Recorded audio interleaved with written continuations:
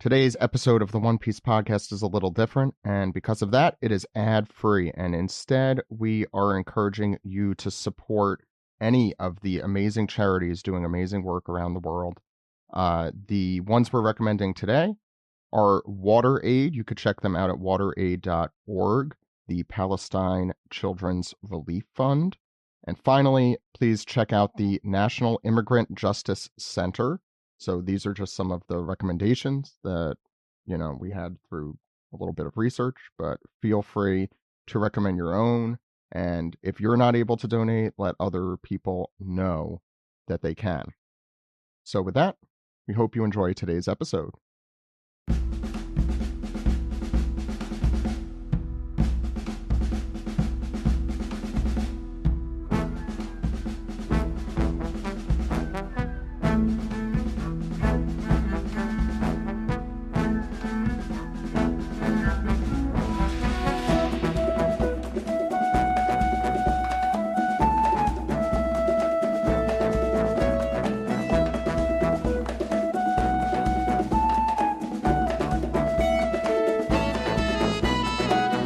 This is the One Piece Podcast, episode 889 for the week of October 20th, 2025. And we have an unusual episode for you today. One might even call it a special episode. With us, first, you might know him on TikTok and elsewhere. We have Golfer Gear. How's it going? You want to introduce yourself for people who might not know who you are? Oh, sure. I'm having a great day, great weekend. Had a cast party for the play that I was in a couple weeks ago. So, but big weekend. For those who don't know me, I made my name on TikTok by trying to apply an ACAB framework to the Marines in One Piece and have a conversation about how you can dearly love a character like Garp and understand that his actions fundamentally are harmful to the world around him. It got a lot of people up in arms, but it also got a lot of people that I was a big fan of to open up to that conversation. So that's where I kind of, made my weight talking about One Piece. That's where most people recognize me from. And I've tried to expand upon that into every direction of how the world government reflects injustices in our own world. And that's just where I love talking about One Piece. I'm not very good at theories. I'm not very good at power scaling. I am very good at applying a real world analysis of politics to One Piece. See, today's episode was going to be all about power scaling, but now I have to scratch this. No, that's if that's a pretty good primer to what that is a topic that I think has often come up just in at least private conversations, and I think you're correct, coming up more and more just generally in the community. So thank you for being here. And our main event, so to speak, Dr. Raylene Bentland, formerly Gomez, is joining us. Would you like to go through a little bit of your background? Absolutely. Hi, everyone. Thank you for having me back again. So my name is Raylene Bentland. I am a cultural anthropologist. I am an anime manga researcher. I specialize on applying a lens of anthropology, cultural studies, historical studies into anime manga products to understand how they're reflecting our world and how they're constructed. I am also a traveling presenter for academic presentations. I go from, let's see, this past summer I was in Anime Expo in LA, then I went to Anime New York. Last year I went to Anime Frontier in Texas. I was at Anime Central in Chicago. So I've been for the past couple of years just traveling around presenting stuff about One Piece. I would say I'm one of those girls that's really obsessed with One Piece to the point that everything in my house is almost decorated to One Piece. We just finished the kitchen recently. We got a bunch of decorations of Sanji cooking on a wall. So I'm very excited to be here. This is the topic we're going to discuss today is really basically what I do as an academic and what I did back in grad school during my dissertation, and what I've been doing it through research and academic grants that I've got to fund my research. So I'm very excited to see where this goes and talk more about One Piece. Thank you for having me. Yeah, of course. And Golfer was not trying to demean you in the way I said that. I don't know that's why I didn't that. say thank you for having me. I knew you were going to say I was the amuse bouche. I would never use French here.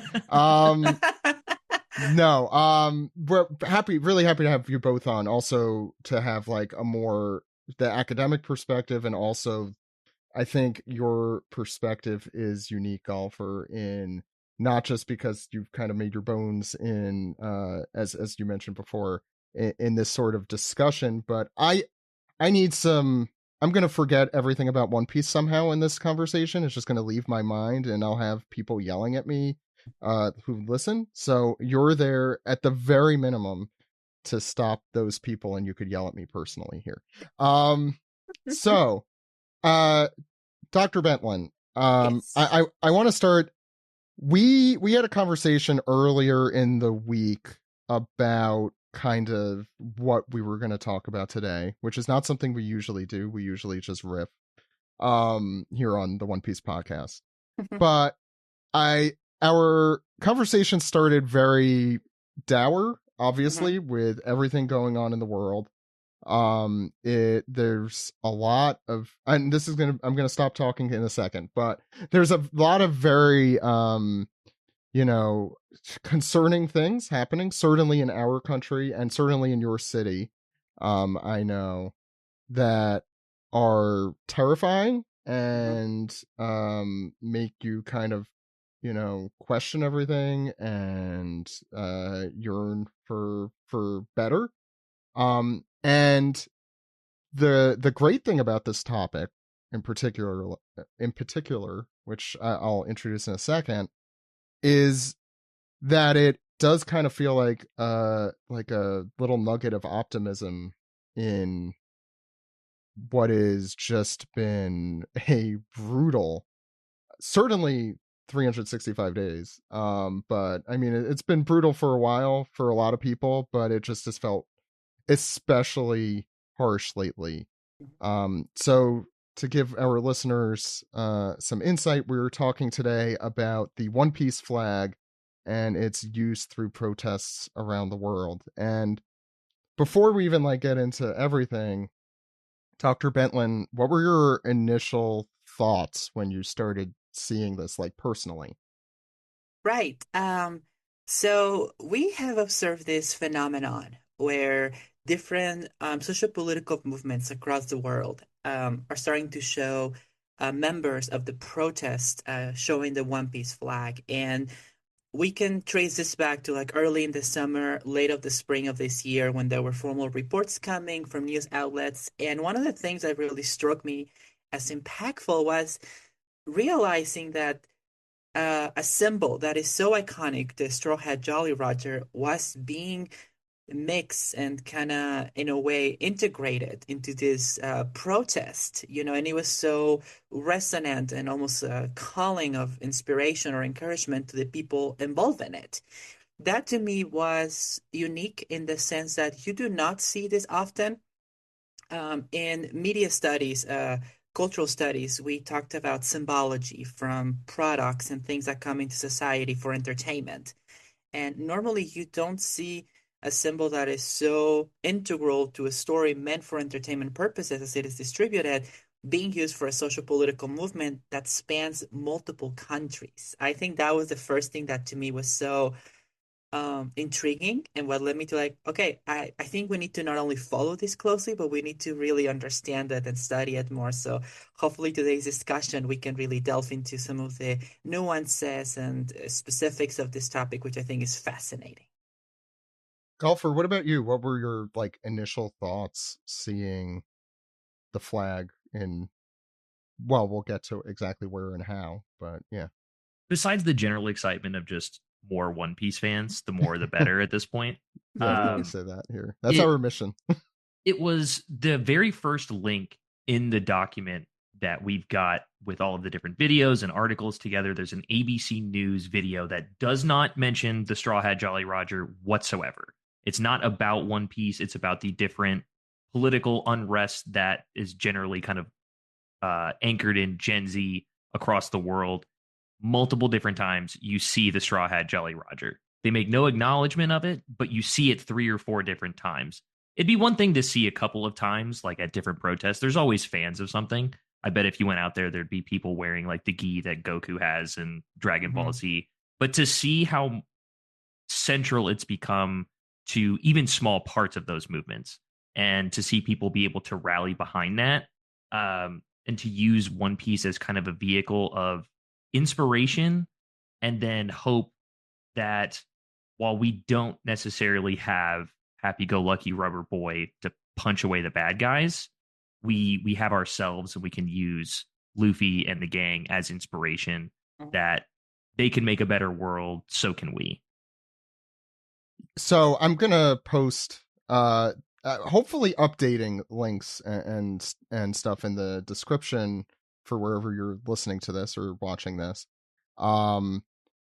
Included, I hope to at least put I've been checking I guess all sorts of sources over the last few weeks. I know the Indonesia was really, I think, the place where this kind of exploded, metaphorically, not literally. And the One Piece flag, particularly there, was really central in a way that I think stunned, I think is the word I've been using, because it's not shocking that One Piece can have this kind of effect, or I should say it's not surprising, but it is stunning, in both a positive way and just generally. So I'll be posting a link, but it has been caught on by, most recently I've been, CNN, ABC, BBC, Washington Post, Guardian, NBC, have been covering just the Jolly Roger aspect of it, which is crazy. There's a Wikipedia article just about the Straw Hat Jolly Roger. And the Gen Z movement Wikipedia article, which is the current title. I think we're going to change the name today to either like the Straw Hat protests or something like that. But do we have that authority? We should. We should start a petition, absolutely. Yes, I don't know who we petition, but we should. We just put in enough edits, it goes through. Right. Wikipedia. They're going through enough right now. Let's support Wikipedia, not make their lives more difficult.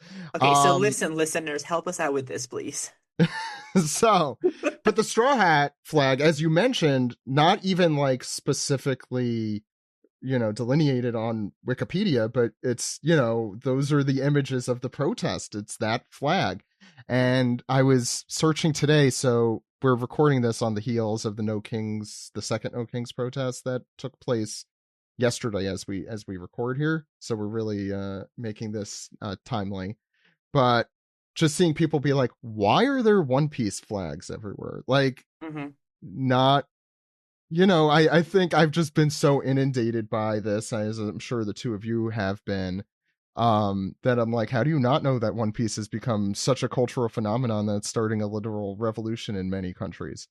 So it's been a crazy few months, I'm gonna say. I do want to give a quick list of all the countries I think so far, and there are many that I am not mentioning or that I just don't have information for. I tried on purpose to find reliable, like real primary sources here, because for example, like for the protests that happened, the No Kings protests, lots of people posted from their cities showing the Straw Hat flag, but these are from like primary sources, in that they're journalists and professional photographers, because AI sucks and I don't know what's out there.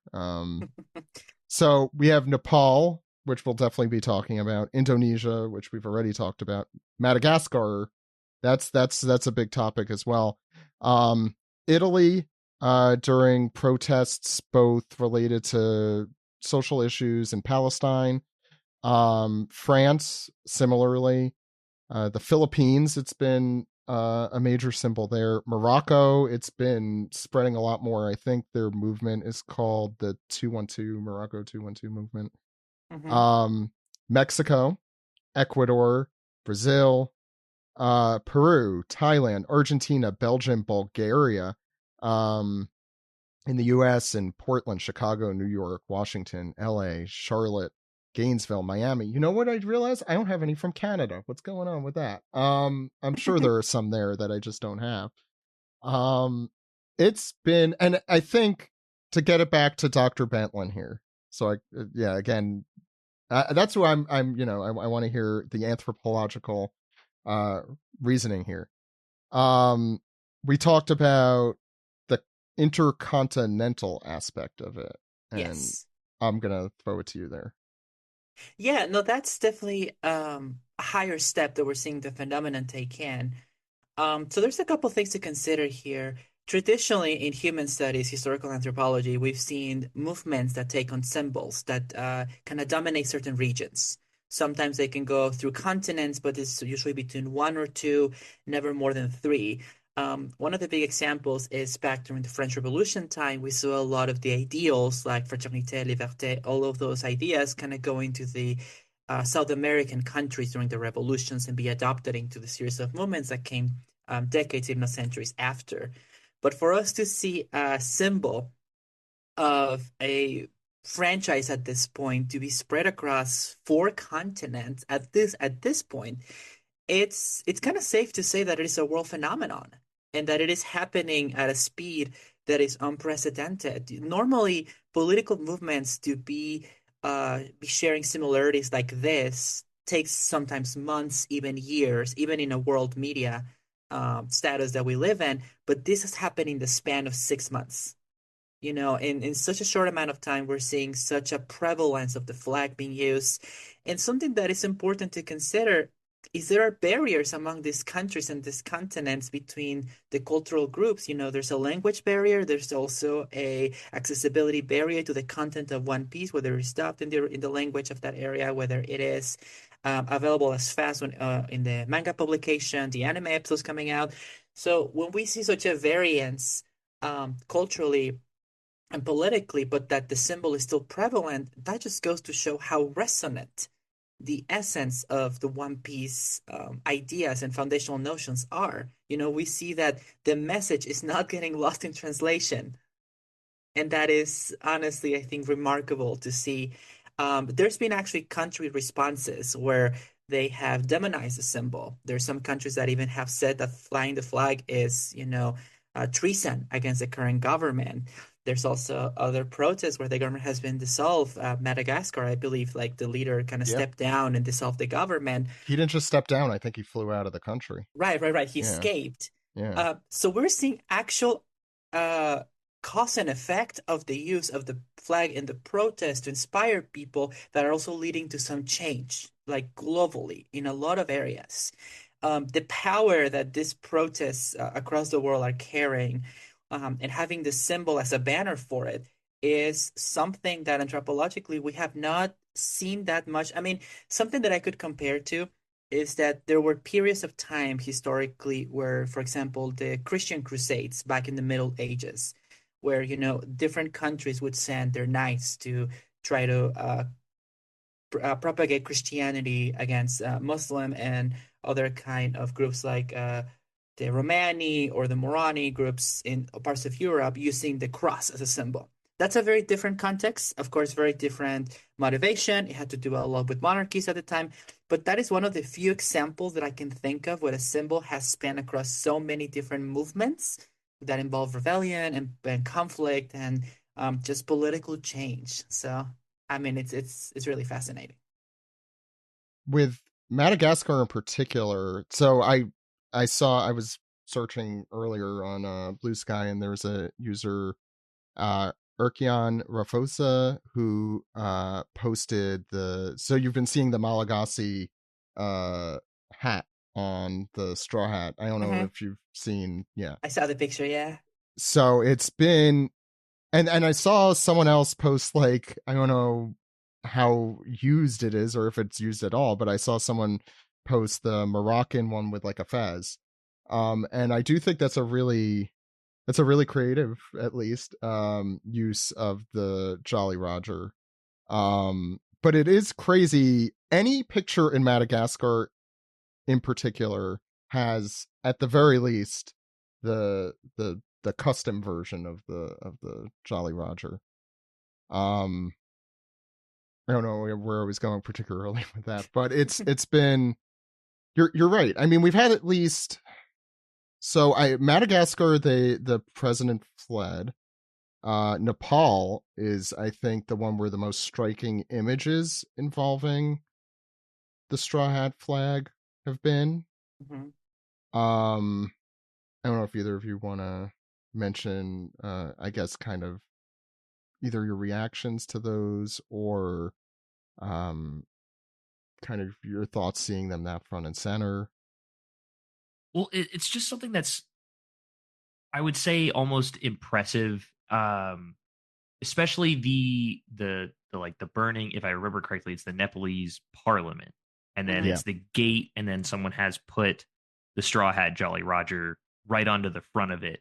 And then like in and of itself, that can feel like a very violent image, and it can feel very, it's almost scary in the same way that it is inspiring that people are able to stand up. But Yeah.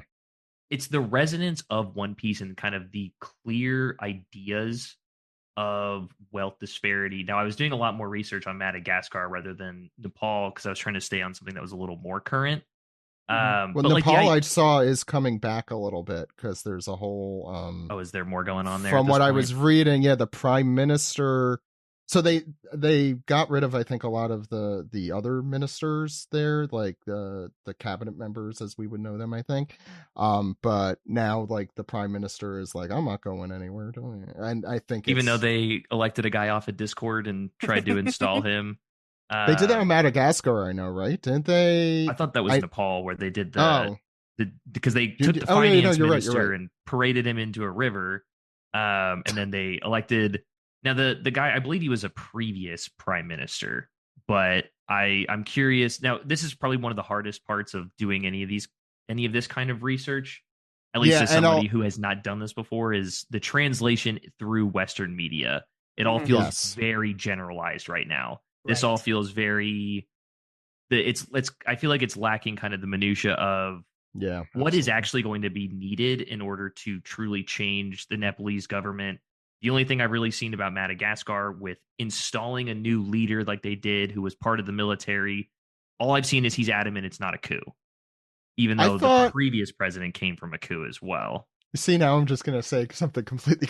I thought they installed like the leader of the protest movement. I don't know if they're also ex-military or current I military, believe but he was current military and was favorable. The military in and of itself was favorable to the movement because I know they're they without switched over water at and some point. Yeah, yeah, because I mean it all kind of falls down to the idea of wealth disparity where Mhm.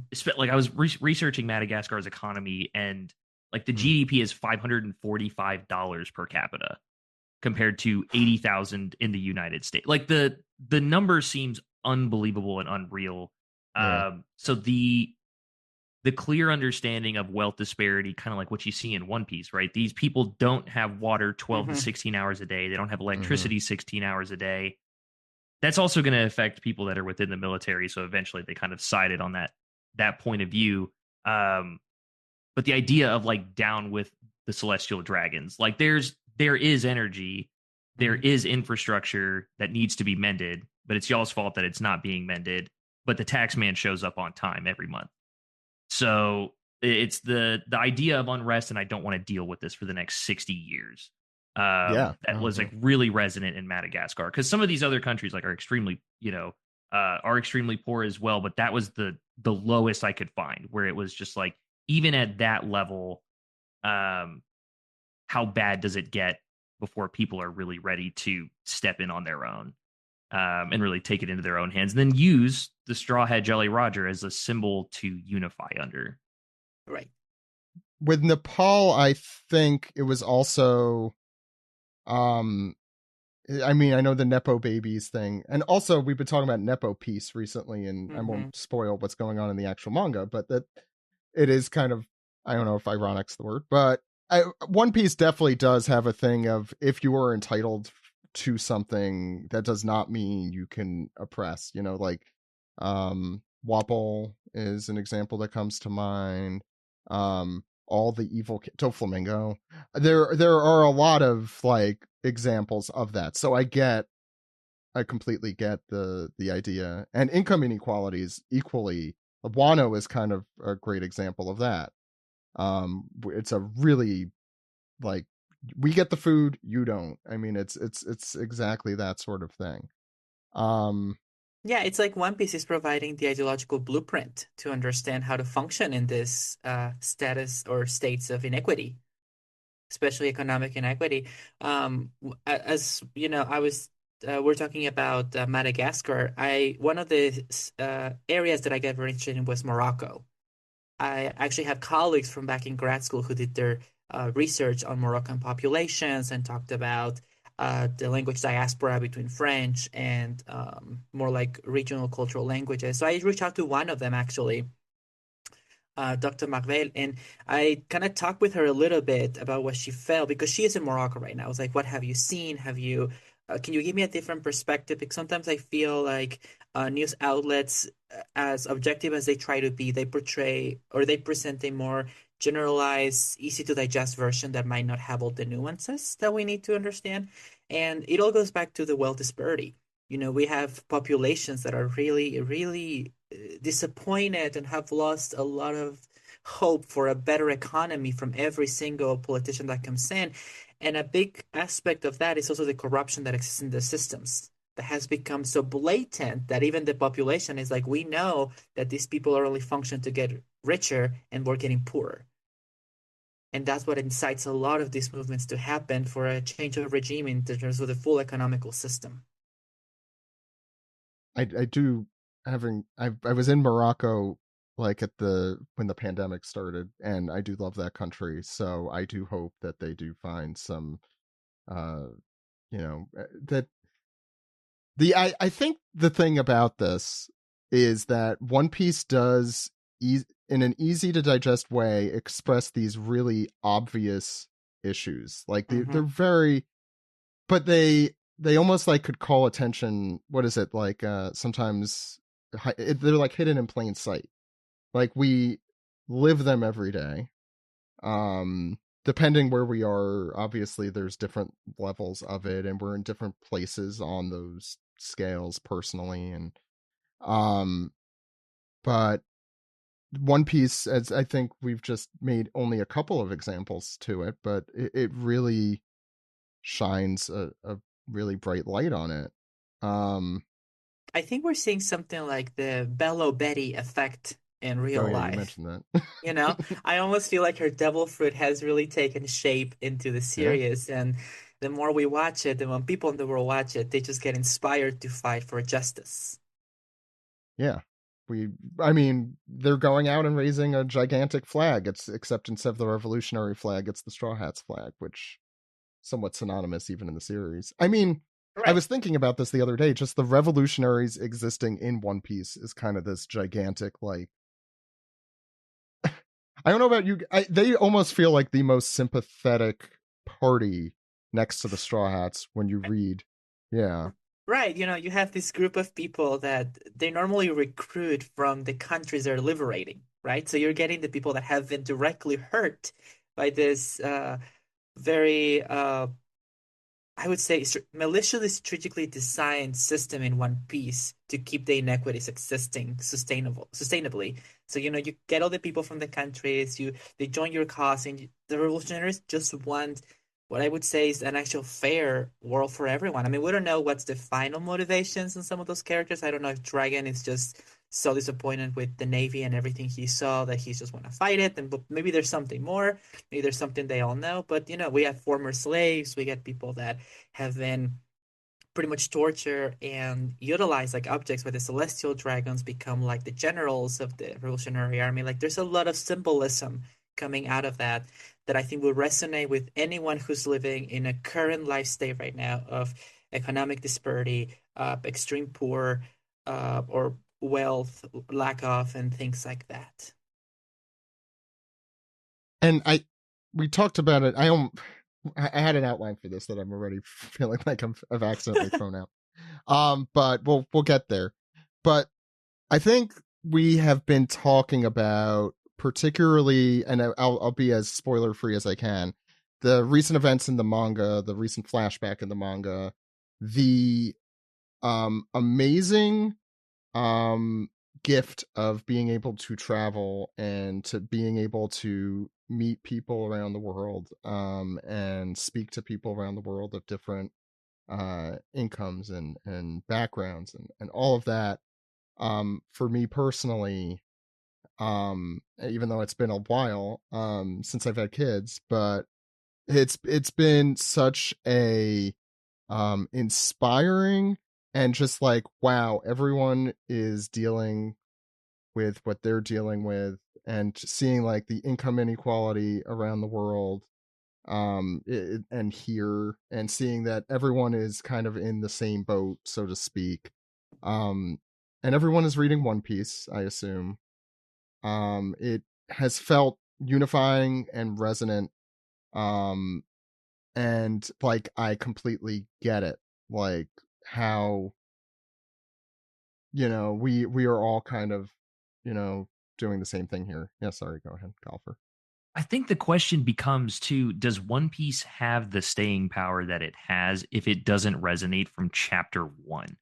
Like one of the big discussions that I've tended to have is this is present from the moment Luffy ends up on the island that Zoro's on, and we learn about the heavenly tribute. We learn about the exertion of force by the world government through the Marines.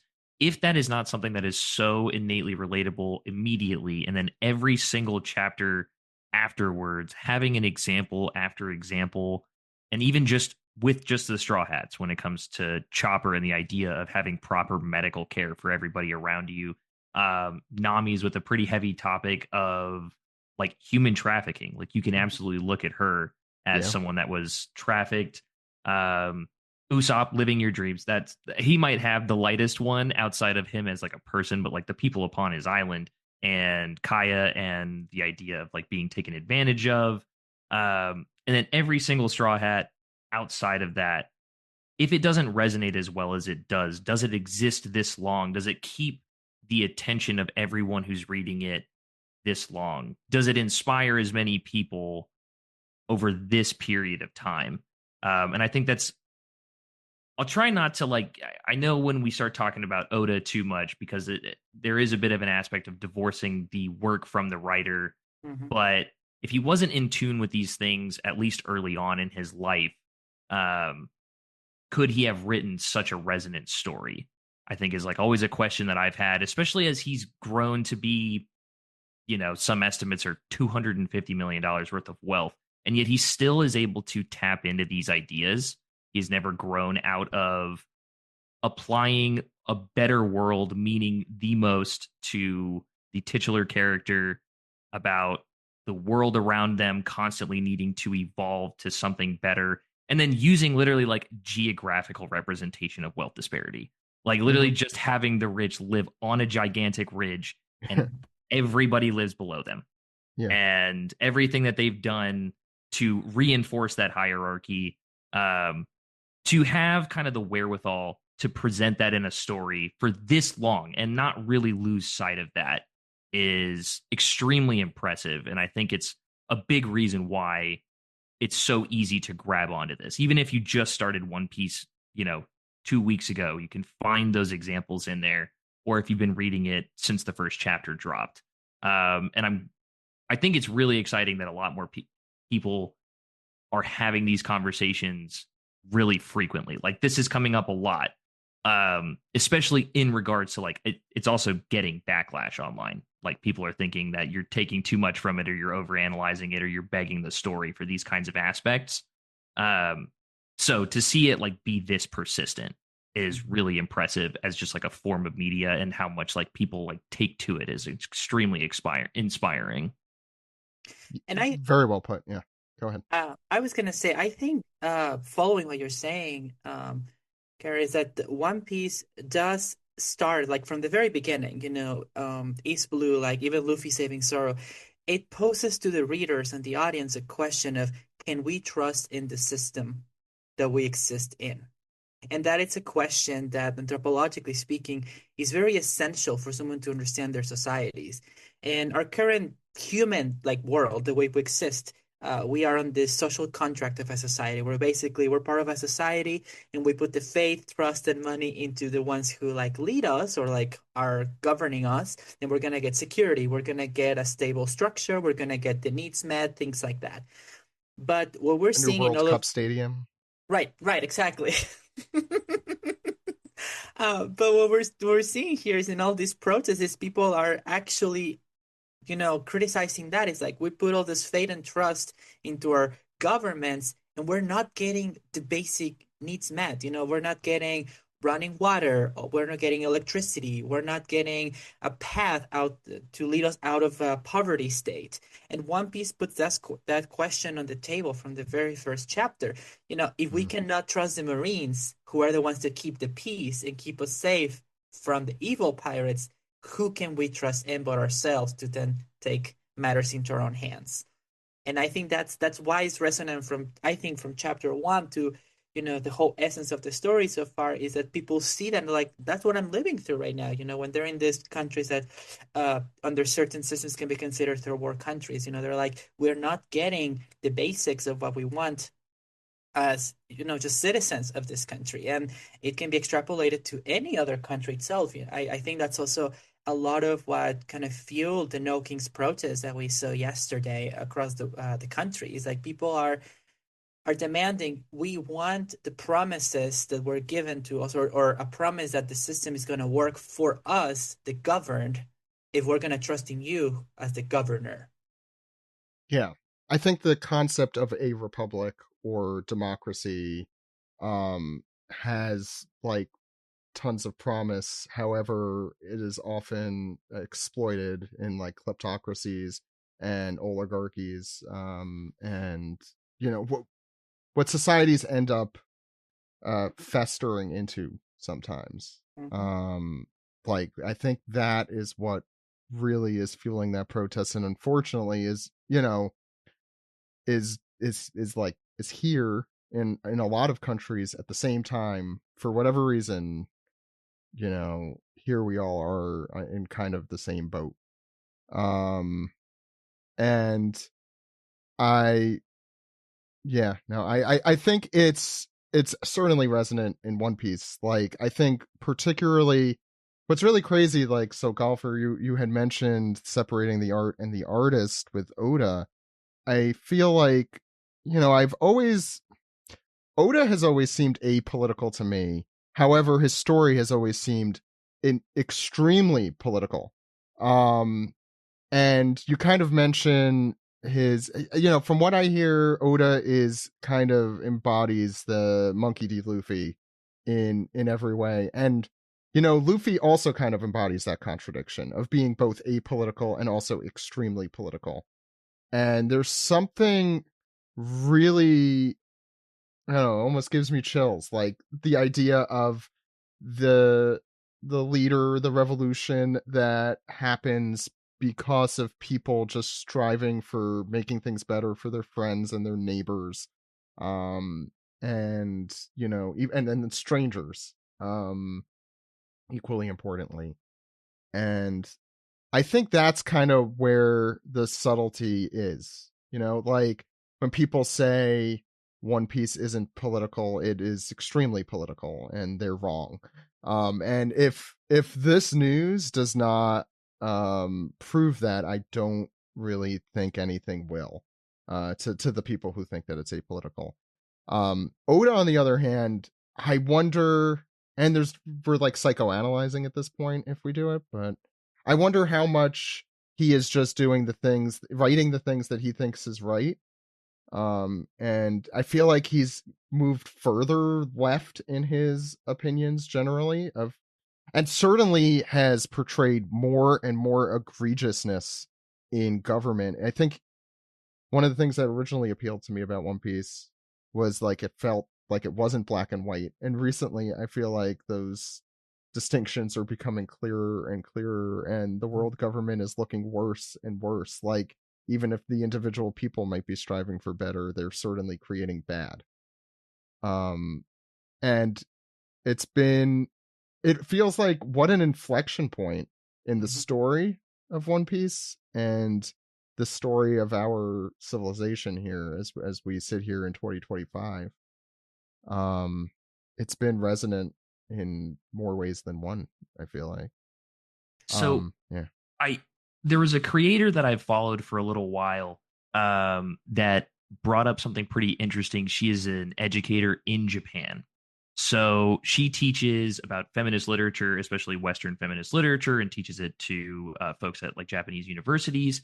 And what she talked a bit about was that there are a lot of folks that will come in with some of the most radical ideologies in terms of how they can kind of reshape Japan to be a country with less femicide than what they're currently experiencing, with a social structure that does not incentivize the nature of what we understand a lot of men are like, or incentivizing the type of media that they're allowed to like produce and sell within stores that wouldn't be allowed in most places. And then she would ask them, "Are you feminist?" And they would say no. So there's kind of this hesitancy, at least from now. This is coming from a guy who's been to Japan for 2 weeks and reads a ton of manga.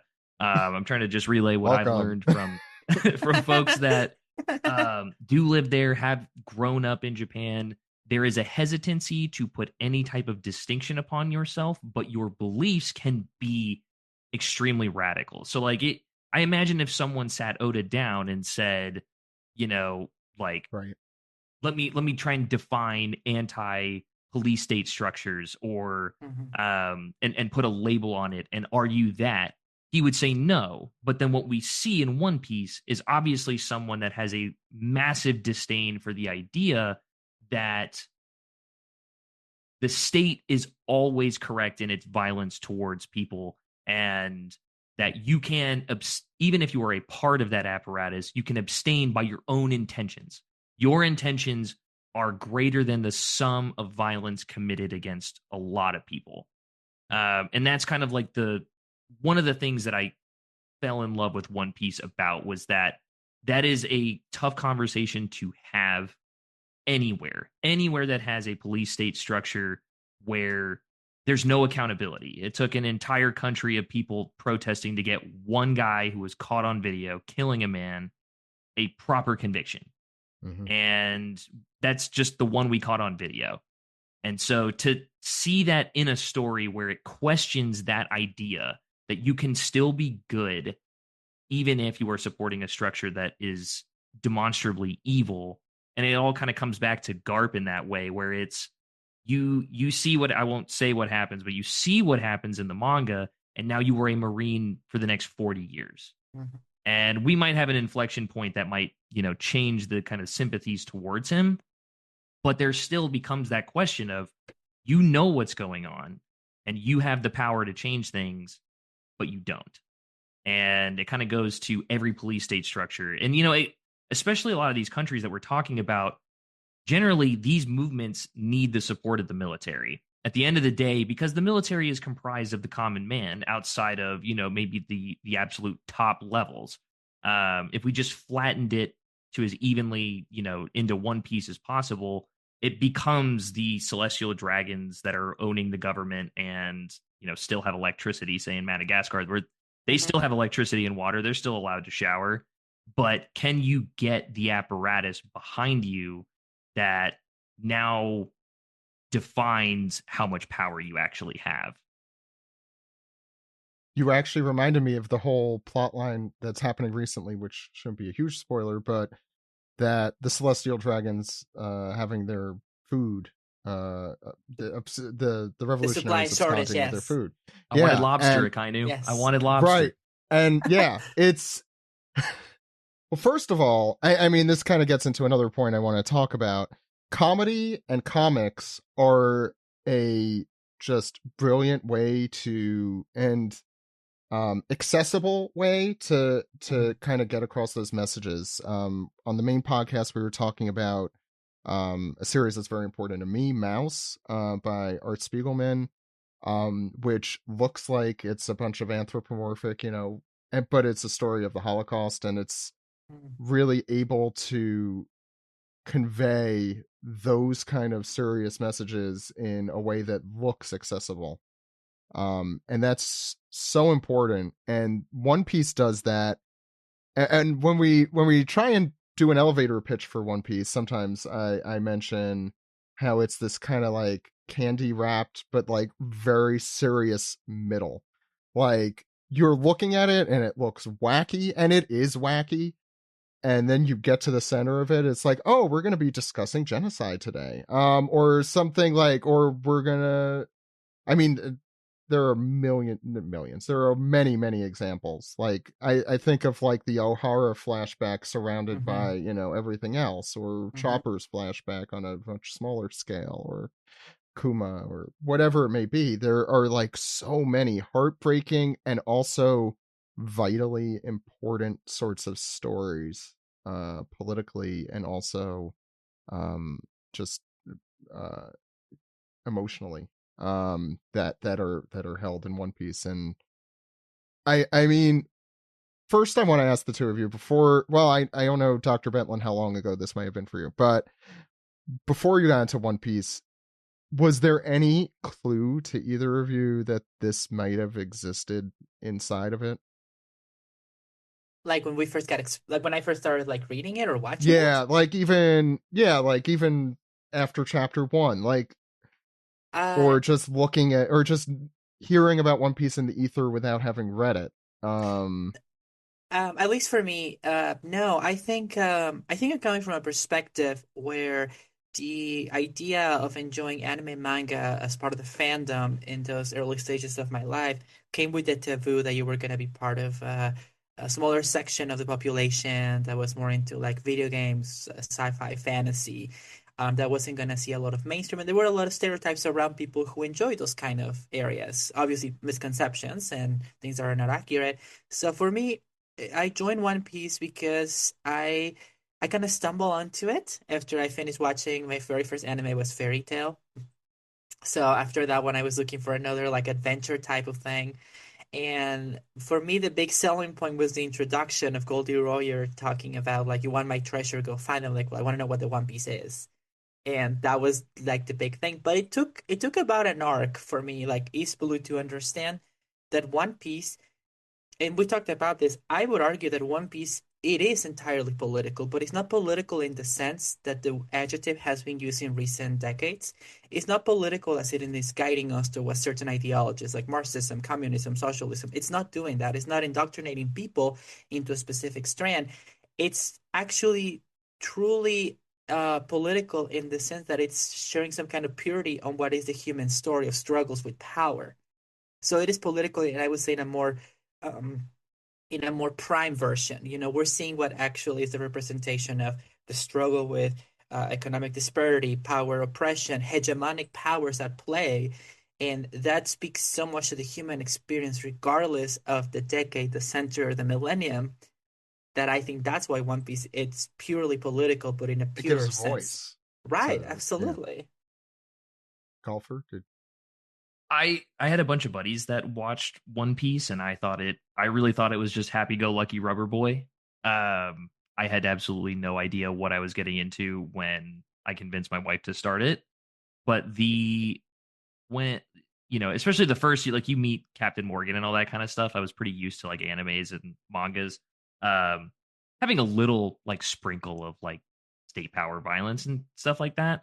But you hit the Choo Choo episode where he's waiting outside of the store that had been burnt down, and I looked over and my wife had tears in her eyes, and I was tearing up.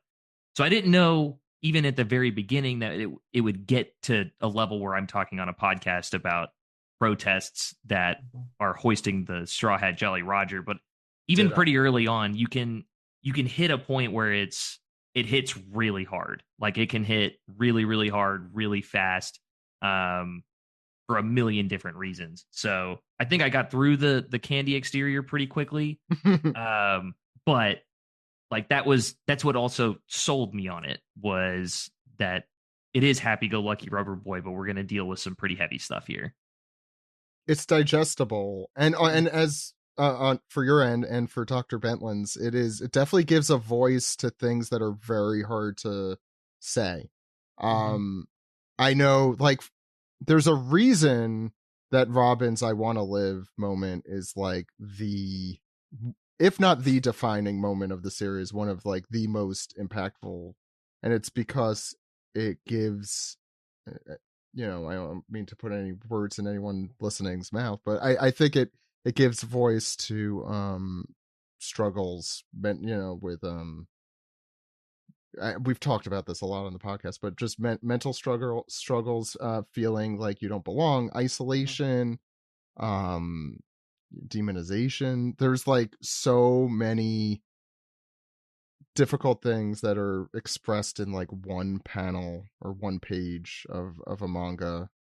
um and that's, you know, I think we talked about this a little, Dr. Bentlin, earlier in the Mm-hmm. week, but like when comedy and art are under assault, that's a big gigantic red flag. Oh yeah. um because those things are so important to individuals, to give them power, to give them self empowerment and empowerment generally, um and validation and uh vocabulary that, you know, I we talked about this a little, but like, do you fear for the future of One Piece because of this? I I thought about it a lot recently, especially after a conversation, Zach, outside of the podcast. I I'm wary. I am I want to follow it as an academic very carefully to see what happens. You know, we do have already at least one example of a country that had said that waving the flag is an act of treason. So we already have that precedent already stabled and it happened. Um, I think one of the things that to me is more worrisome is the observing that history erasure, censorship, and an attack of freedom of expression is already happening in different parts of the world, and also I would say including in our country right now. Why that is worrisome to me is because historically, as you see different cycles of societies coming and going, civilizations kind of rising and falling, something that happens very often when authoritarian fascism or just authoritarianism kind of comes into play is that the control of information is of the essence. What the masses know, what they get access to, what they get revealed to is a way to control their communal perception. And it's a way to also control any kind of um, attacks or critics to your own power when you're just seizing it for yourself as a disproportionate government. So with One Piece being at the one of the symbols of all of these protests, what I'm worried about is that they're going to start associating it with a lot of malicious tactics that authoritarian governments use. One of them is creating a enemy out of nothing or creating a kind of negative image association to their resistance that they can use to kind of vilify what's going on. Something that we've seen in other governments and including in ours is that they're talking about Antifa as a movement, the anti-fascism, and they're trying to make it a terrorist organization. And I worry that if the protests continue and One Piece keeps being at the center of it, they're going to start associating that with One Piece. They're going to start creating the narrative that One Piece is an Antifa symbol, that One Piece is an insurrectionist symbol, that One Piece is something like that, when it really isn't. I think one of the duties of people who understand history, academics, researchers, reporters, anyone, is for us to keep clear that things are not the way they're being portrayed.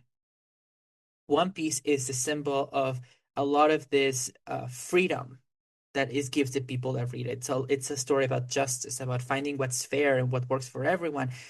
And it hasn't been tainted through the protests. If anything, we're seeing that it's coming alive because of it. But it is not. It should not be associated with vilifying enemies that are not there, because that would be just a tactic used by the authoritarian powers to try to stop this from growing.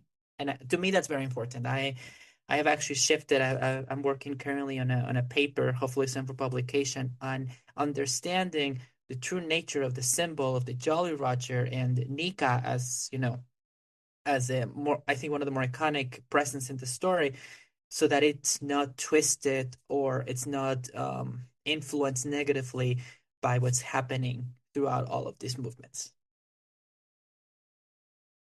Yeah, it's been like a whirlwind of emotions for that reason, I think. Yeah.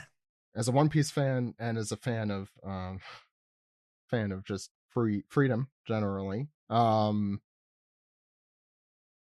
that well, I have to say in the United States, though One Piece flags certainly took center stage in a different way than they previously did, but it looked like it was one amongst many symbols Yeah. here Yeah. more than versus Nepal, Madagascar, Indonesia, It was not the heart Morocco of it. recently. It was not the heart of, and Peru recently. I think it's been a lot more the heart of it. And I think it's making those hegemonic, like Hmm. regimes kind of, quake in their boots. Um, Yeah, but here, I don't think we were talking about, yeah. last week before the protest. Is this gonna affect it?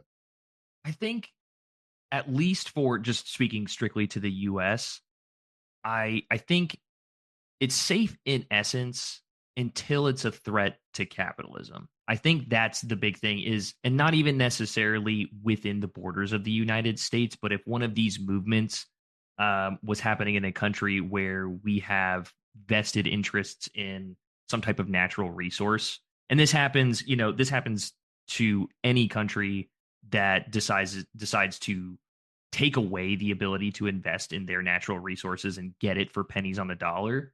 Um, and I think if it was central in one of those kinds of movements, I think is when it would be very apprehensive. Now, that's again speaking strictly of the United States. I know in especially like Indonesia, they were trying to celebrate their 80th year of independence, and they said fly the flags, and that's how the protests kind of seemed to have started was flying the Jolly Roger because of lack of nationalism and not having pride in the Hmm. current state of affairs. So as long as the money machine keeps churning and there isn't a flag of a straw hat Jolly Roger at the center of stopping some form of US capitalism, I think we can rest easy that we'll at least continue to see One Piece. Because one of the big examples is like in England, like 1940 or 1984 was never banned because it sold. It was never explicitly like taken off of bookshelves. While many books have been banned, that's generally a social pressure Hmm. for a Yeah. litany of different reasons. The state never censored 1984 because in and of itself, it's almost pacifying Yeah. by being a catharsis for people that feel that they're under the pressure and constant watch of the state. And it can, I think that's maybe the only Mm. apprehension within the United States where you see in other countries where they have a lot less to lose.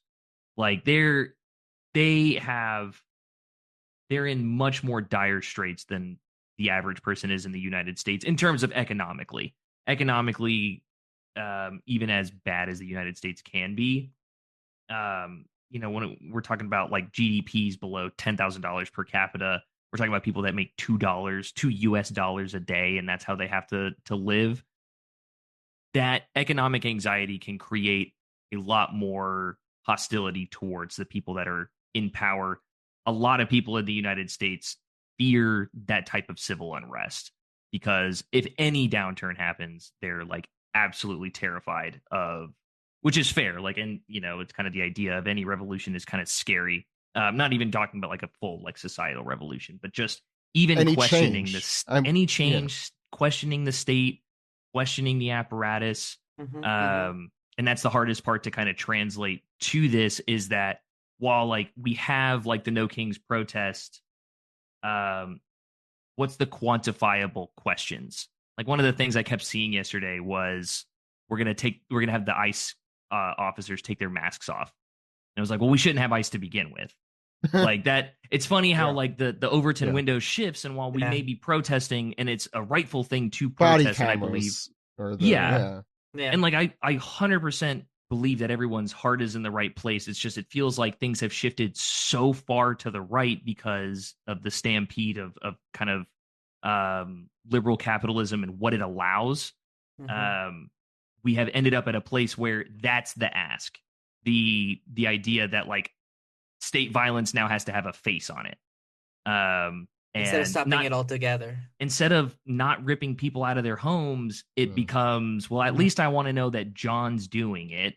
Like it feels like we need to ask for more, and it feels like at times the government in and of itself can rest easy because we get the catharsis we need from One Piece. And there's plenty of people as well that will argue to the ends of the earth that we're taking too much from One Piece, even as protests centered around the Straw Hat Jolly Roger take place. They'll tell you you're begging it. They will tell you with a straight face that you're asking too much of it. Oda's a weirdo, and you're being too radical. Two things could be true. And I also think that, if anything, One Piece, what we're seeing is the causal effects of, the product itself, like this branching in all different directions of what the product has done, the manga, the anime. And I don't know if we can associate that directly to the author, like linearly. I think it's just One Piece has grown to have that much of an influence. That happens a lot with historical works in literature. You see a story that comes out that is so impactful to humanity, and it might not be that the author meant it for it that way, but it just became that way. I think for One Piece, that's what we're seeing. It's resonating in people's hearts. Maybe it wasn't Oda's intention. It was not like a grand plan, or it's just that it's an object that was meant to do that, but it has done that for the audience. It has done Art that can for multiple outgrow, people. Mm-hmm. the artist. 100%. There's a million examples of it. I mean, I imagine Shakespeare didn't imagine Hamlet would last 300 years at this point. It can definitely take more of a presence than they ever could have possibly intended. And it's one of the most beautiful parts about One Piece. Yeah. It's one of the most beautiful things about art. Just generally. I mean, we're the One Piece podcast, and that's what we're talking about here today. Right. But yeah, it's hard to put into words. I was thinking of, like, after I need to reread 1984. It's been a while. But 1984 Minority Report, that movie, I remember, like, those kind of have the, okay, the roadmap of how these, like, authoritarian regimes operate, while simultaneously, like, shit, they're in my mind. Like, they're at, like that point I can't even think the wrong thing. And that is powerful in both directions. Like, I think One Piece can be as well. I mean, speaking for myself, it has felt exceptionally, I've been in, unfortunately, the more defeatist camp recently, and I feel like this is, if anything, helped lift my spirits a lot in humanity.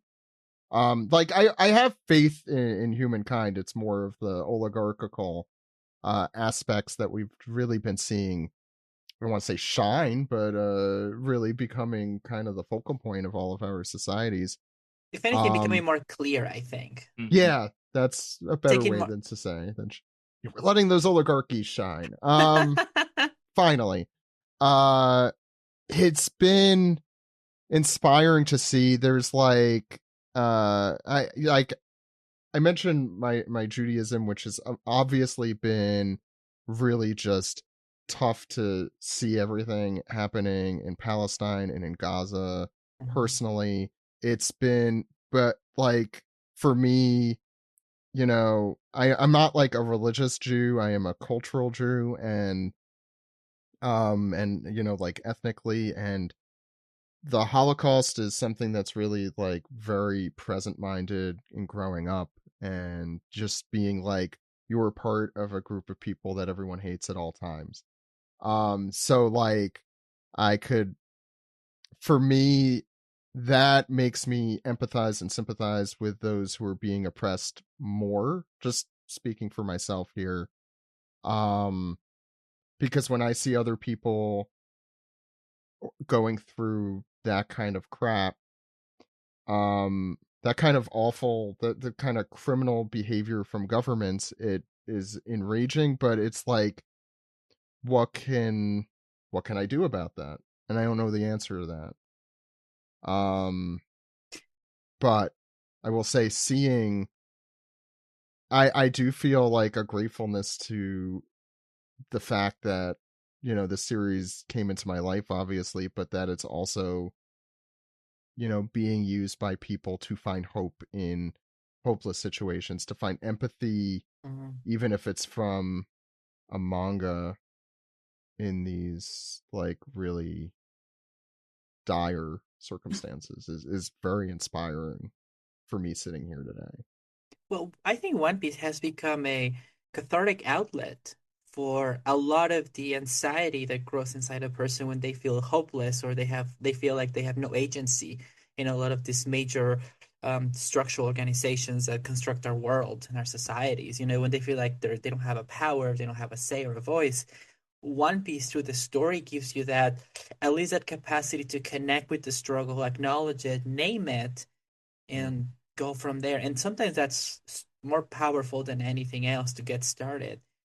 Um, when we're looking at this protest and the use of the flag, and for me, a clear example of how this is giving not only a place for boys or a place for change and innovation is the fact that we're using a pirate flag to represent a movement that is fighting for freedom.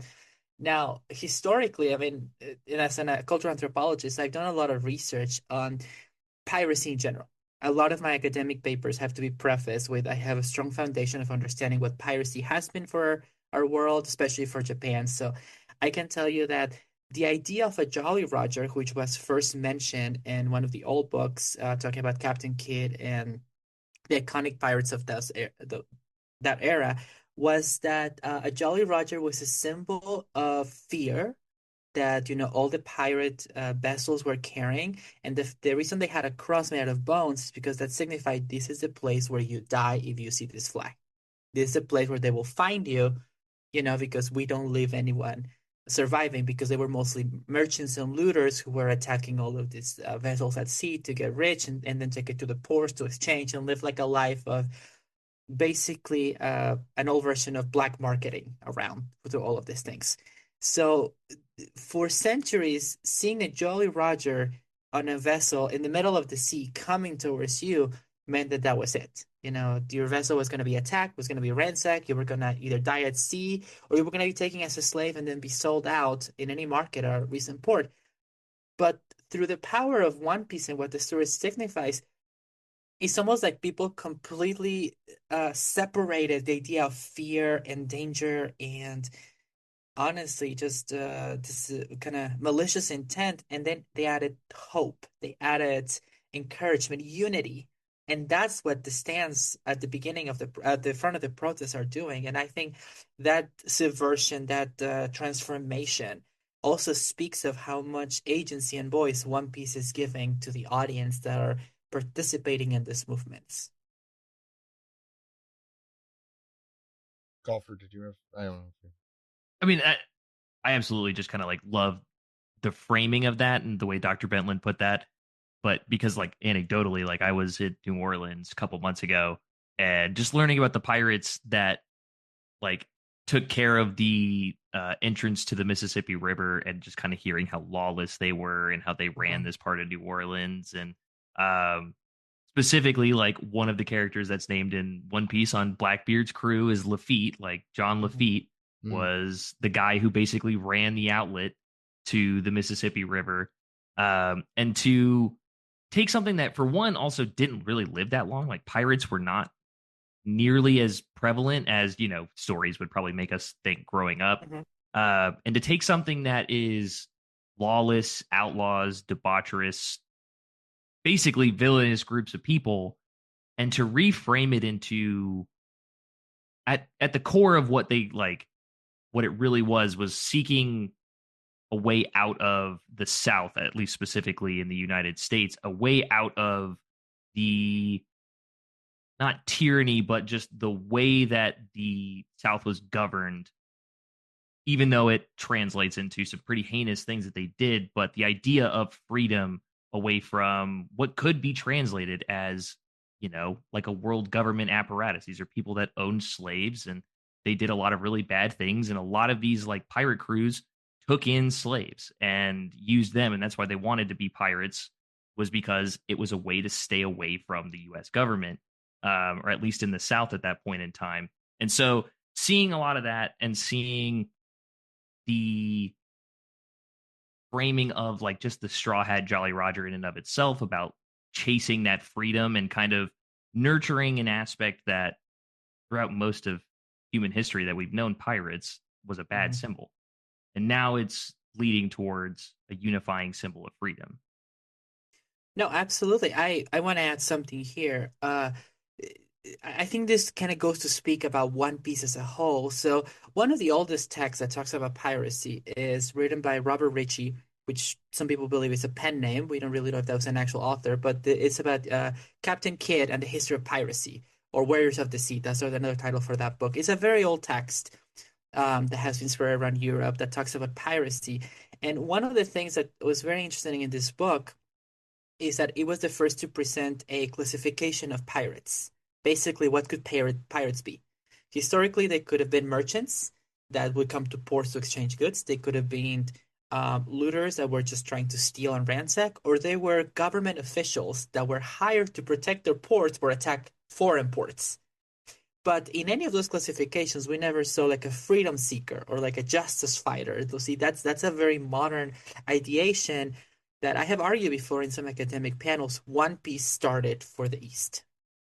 But when we think about that, and then we start to see the effects of this new type of identity association to piracy, it's now being kind of permeated through all of the social movements, to the fact that the audience are now, they think of pirates, they think of Luffy, they think of a positive thing.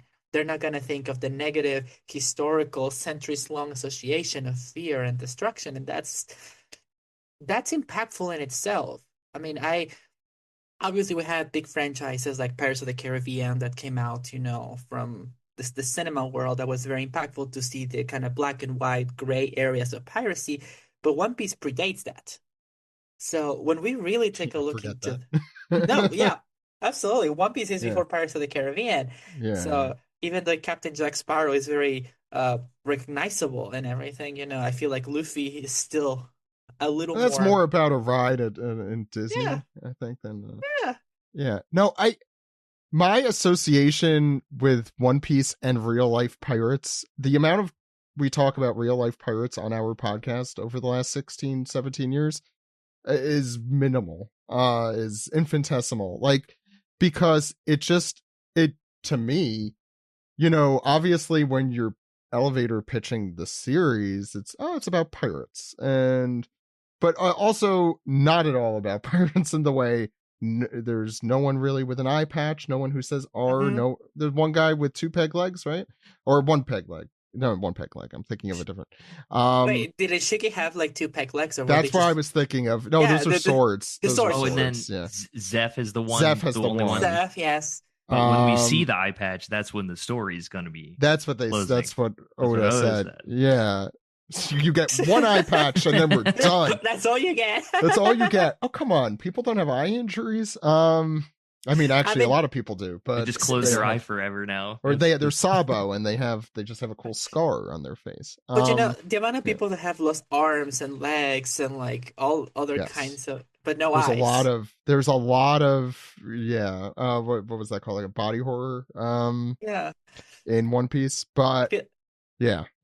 Does that mean like eye medical care in the world of One Piece is very advanced as opposed to everything else?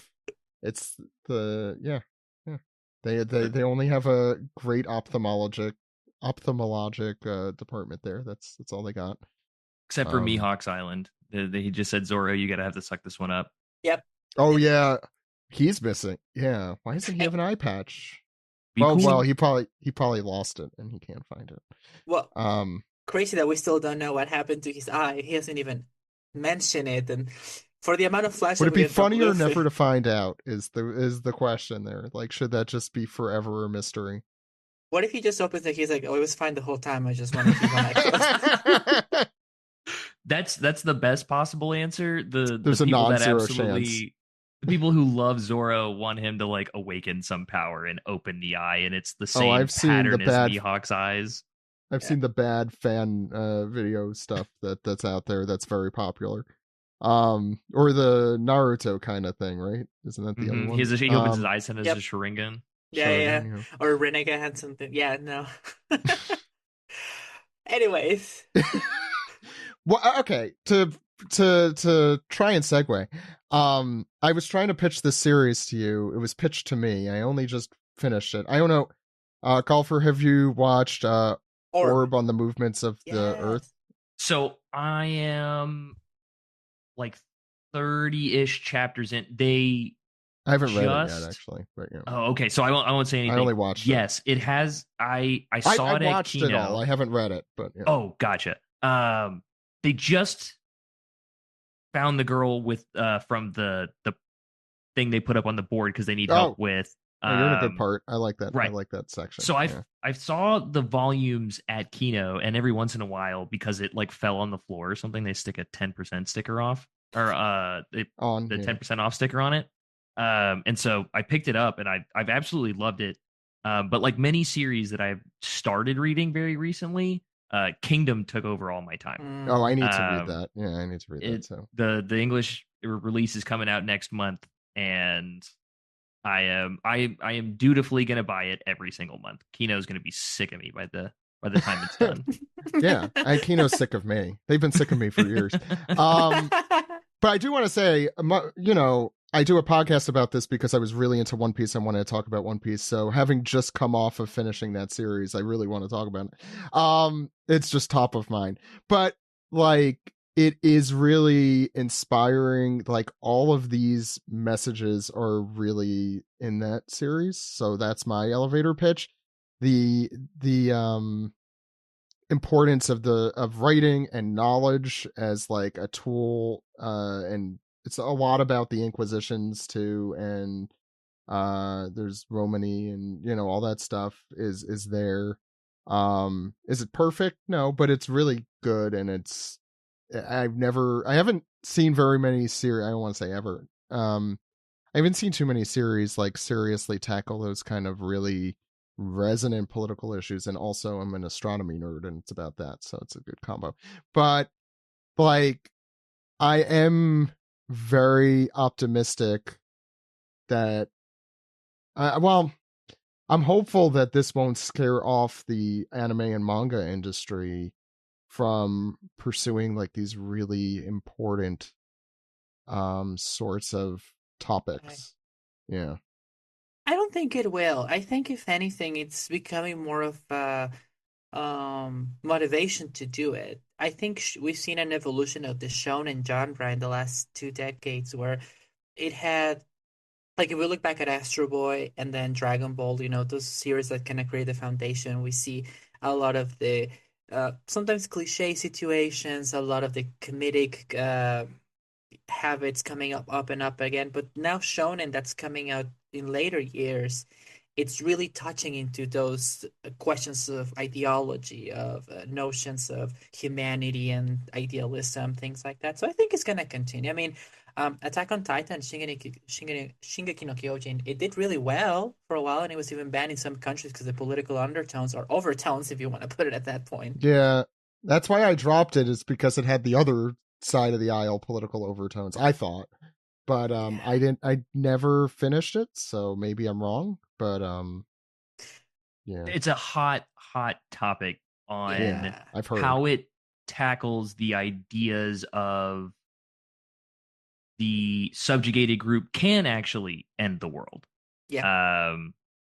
Personally, I've been in some heated conversations about how it fails to alleviate the idea that there should be subjugation of people. Yeah. It almost from makes what it I seem read like up it's, to. Yeah, go ahead. Sorry. It makes it seem like both groups kind of like keep cussing in a cyclical way that's never going to stop. It's a very pessimistic view of humanity. Yes. I was going to say, very pessimistic view of humans. I think I saw an article recently, like, he wanted to change the ending, but he just stuck to his one that he wrote when he was like 16 or whatever, like a teenager. And it definitely feels like a teenager wrote it, because everything is awful. And, like, there's that very I mean, when you're a teenager, everything is awful. So there's, a lot of the time, depends on the teenager, I guess. But Yeah. there's definitely that sort of like grim pessimism and like, okay, we're gonna be really like hardcore and Yeah. yeah, everything's bad and look how dark this is. But yeah, I like maybe it's just because I'm in my 30s and that is not what I want to read. To come back to like the idea of like if Sorry to bring something it down like that rabbit hole. oh no you're good that because it opens up like a really neat conversation and maybe I'm of that same thing where I just finished Goodnight Pun Pun a couple weeks ago. And if the idea that at least the manga industry wanted to shy away from that kind of publication of actually really taking on the societal pressures of the world and translating it, even though Pun Pun is a very like siloed idea of like growing up under capitalist monotony and not feeling like you fit in anywhere, but feeling like everybody else kind of has it figured out. And the author translating the derangement that can happen to people through that. I don't think Asano would have gotten any more publications, but he's currently publishing something called Mujina Into the Deep, which again is another critique of the monotony of specifically Japanese capitalism and how everything can be very nice and look very shiny, and everybody has something to say about how you should carry out your life, and yet you feel miserable and you feel like there's no outlets, and your own internal processes become darker and darker. And where do you go with that, and how do you relieve that? And spoiler alert, in Goodnight Pun Pun, it's never good. It's never a positive thing. But to put that out into the world, and it's like a devoutly loved series. It's the joke that I always hear is it's a 10 out of 10 that I'll never read again. Yeah, it's that's one of those that'll Grave really of the Fireflies for me. it'll just really attack that sense of feeling, and I think it's important to continue to have those kinds of stories. I think it was Simon Pegg. I was telling one of my buddies in my Discord that Simon Pegg in the Criterion Closet was talking to his daughter and told her that entertainment is an overrated aspect of art and that pain and misery are just as valuable as purely being entertained. And granted, that gets far away from One Piece. One Piece as a vehicle is extremely entertaining almost entirely, but there's plenty of points that it I can't, I'm wearing the Kuma Breaks the Chain shirt. Yeah, gonna comment on it. It was one of those things that is like in the span of 5 chapters after, reading 1100, he became my favorite character. The persistence of someone and the kindness, like to maintain the level of kindness that Kuma has, even if it's a bit idealistic, like the guy's allowed to have a bad day, but he has plenty. It's inspiring. It's the whole thing about I want him to be a Straw Hat like so bad. I want him on that ship because I'm annoyed they haven't like he's like around, but they haven't like mentioned. But that's a different topic. Yeah, Kuma. There's a lot of reasons that backstory is resonant, but I think Kuma's a great example. It's like the ability, again, the candy wrapping with but you could also say even within that wrapping, the serious thing. Yeah. You have the grim and the realistically, heinous things that happen in the world and that do happen in our world as well. But there is that like positive message to it that even if you can't overcome them now, that, one day, the tide will eventually turn. All things will pass, like things will change. And like that Nika idea being there, as you mentioned, Dr. Bentlen, like that's like a literally a millennia of time has passed where there's tons of indignities and crimes and horror happening in the world, but that the optimism through those kind of stories is what helps people get through those moments. And that's kind of almost self-reflective on One Piece, I feel like. Yeah, I think One Piece, if we talk about all these components, I think one of the reasons why it resonates so much with everyone is the story itself feels very realistic. And what do I mean by that? Obviously, we have, the devil fruit powers, the world structure that is very, Those uh, don't fa- exist? yeah, no, they don't. I'm very sad Mm. they don't. I really wish they did. Which devil fruit would you have, though? Oh, probably Oh, Vegapunk's, right? Right. you know, Except then you have I, the head. I, I wouldn't want to have such a big head, honestly. Yeah, I yeah. think I would want to have just because I really like mochi. I would probably have katakuris. I But you just can't eat yourself. well, but you can turn other things into mochi if it's awakened. Oh, if you're awakened, but then you gotta really train and figure that out. What about I, Robin? You get to do like 10 things at the same time. Although I guess Vegapunk also got to do that. right. Or maybe Boas if you just want to like turn people you don't like into stone or Oh, something. that's fun. That's fun. Real get out of jail free card of any That awkward is- conversation. Actually, Turn yeah. into stone. I'm sorry, I gotta turn you into stone. I'm leaving. I didn't like this, so like bye bye. But no, what I was saying is One Piece. The essence of the story is believable. People can see the struggles as this is happening. It's not sugar coated. It's not painted through a lens. I think with Attack on Titan, the issue is that it felt a little bit too pessimistic, short-sighted, and unrealistic at times. That's why the struggle itself didn't pan out with the audience. Other shows that kind of delve into these questions of humanity, like My Hero Academia, with what's heroism, they don't really have as much for us to grasp to really go into that moral dilemma of humanity. But One Piece feels realistic. People can put themselves into X character story and connect. Whether it is that a parent has died, whereas that someone that you love has been murder or kidnap or with slavery. I mean, there's so many other aspects that One Piece just connects with people on a real level. And to do it in such a grandiose way that the story is over 1,000 episodes and 1,000+ chapters and it's still doing that, that's why this piece of art is so, I think, is so important to these movements. And I I wouldn't be surprised if we're starting to see One Piece show up in more ubiquitous and prevalent ways throughout a lot of the social dissent that's happening in the world right now, outside of just these protests. I It's wonder. almost getting better at reflecting it. Like Yes. just over time, it's almost getting better at it. And that's supremely impressive. Yeah, I think- surprising almost. I mean, we talked about Oda. Mhm. He's now a 50-year-old Japanese man with a lot of money.